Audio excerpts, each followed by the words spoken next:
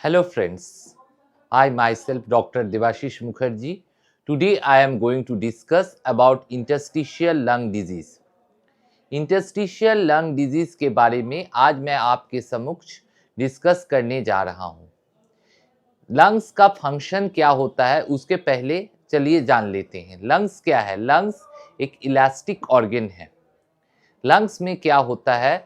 वो हमारे बॉडी में गैसियस एक्सचेंज को हेल्प करता है।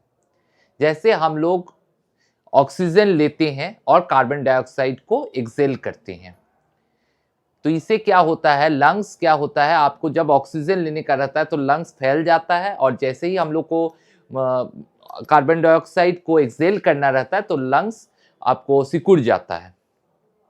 तो लंग्स एज अ बैलून के तरह काम करता है, इलास्टिसिटी रहता है लंग्स में। तो इंटरस्टिशियल लंग डिजीज में क्या होता है? जो लंग्स की जो इलास्टिक कैपेसिटी है उसमें उसमें प्रॉब्लम हो जाता है। उसमें लंग्स की इलास्टिक टिश्यूज में फाइब्रोसिस हो जाता है। लंग्स में इलास्टिसिटी, लंग्स अपना इलास्टिसिटी को खो देता है, जिसके कारण इसके कुछ सिम्टम्स हैं, और ये एक अम्ब्रेला ऑफ डिजीजेस है। बहुत सारे इसके अंडर में डिजीजेस आते हैं। तो चलिए जान लेते हैं इसके प्रमुख कारण। सबसे पहला कारण है स्मोकिंग वगैरह से भी इंटरस्टिशियल लंग डिजीज हो सकता है। इसके अलावा क्या है, बहुत लोग जो है बड़े बड़े फैक्ट्री में काम करते हैं जहाँ पर बहुत सारे मिनरल का डस्ट होते हैं, या ऐसा कुछ सॉ मिल में काम कर रहे हैं जहाँ पर लकड़ी का काम हो रहा है, तो उसका जो डस्ट है उसको आप इनहेल कर रहे हैं, तो ये सब से क्या होता है, आपके लंग्स में फाइब्रोसिस हो सकता है, इंटरस्टिशियल डिजीज हो सकता है। उसके बाद क्या है, आपके यहाँ बर्ड्स हैं, आप बर्ड्स को पालते हैं, पिजन हैं, तो ये सब से भी आपको इंटरस्टिशियल लंग डिजीज हो सकता है। तो आप चलिए जान लेते हैं लक्षण।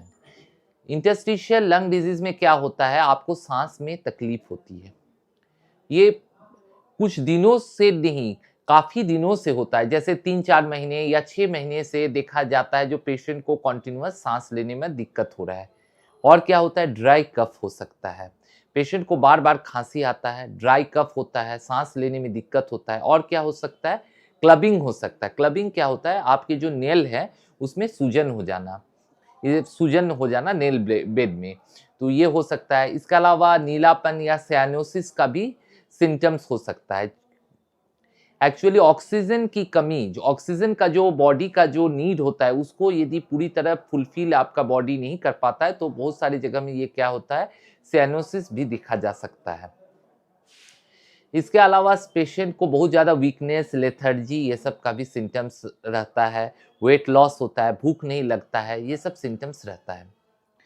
तो अब चलिए जान लेते हैं इसके उपचार के बारे में, क्या करना है। सबसे पहले यदि आप स्मोकिंग करते हैं तो स्मोकिंग को बंद कीजिए।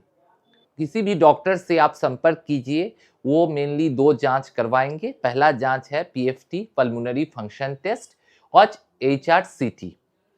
पहला जांच है पल्मोनरी फंक्शन टेस्ट, और सेकेंड जांच जो है वो है एचआरसीटी। एचआरसीटी होगा हाई रिजोल्यूशन सिटी स्कैन कराएंगे आपके चेस्ट का।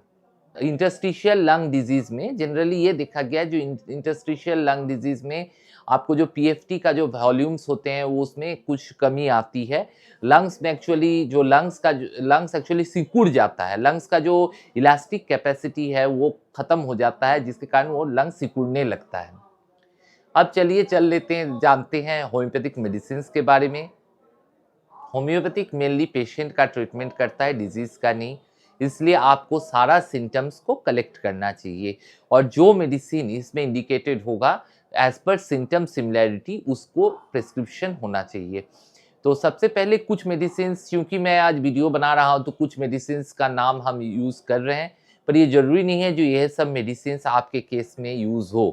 पर मैं एक रास्ता बता सकता हूँ, आप इसको देखकर आप मैट्रिया मेडिका को अच्छा से स्टडी कीजिए, उसमें जो मेडिसिन का सिम्टम्स रिपेटराइजेशन कीजिए, जो मेडिसिन का सिम्टम्स के साथ आपका पेशेंट का सिम्टम्स मैच करता है, आप उस मेडिसिन को यूज़ कीजिए। पहला मेडिसिन जो है स्पॉन्जिया। स्पॉन्जिया में क्या होता है, ड्राई कफ होता है, स्पेशली रात को होता है, और क्या होता है पेशेंट उठ जाता है, इसमें हार्ट का भी कॉम्प्लेन हो सकता है। ड्राई कफ, पेशेंट को एक्सपेक्टोरेशन नहीं होता है, सांस लेने में काफ़ी दिक्कत होती है, तो ये सब यदि रहे तो आप स्पॉन्जिया के बारे में सोच सकते हैं। Second medicine is carbo vegetabilis, carbo veg. Carbo veg में एक्सट्रीम वीकनेस रहता है, पेशेंट को हर समय इच्छा होता है जो हमको फैनिंग फैनिंग चाहिए, हवा बहुत अच्छा लगता है। पेशेंट हर समय बोलेगा जो आप फैन चला दीजिए, हमको बहुत ज़्यादा साँस लेने में तकलीफ़ हो रहा है। और वहाँ पर ब्लूइश डिस्कलरेशन आपको दिखाई पड़ सकता है, क्योंकि वहाँ पर आपके शरीर में ऑक्सीजन की कमी होने के कारण ब्लूइश डिस्कलरेशन आपके बॉडी में हो सकते हैं।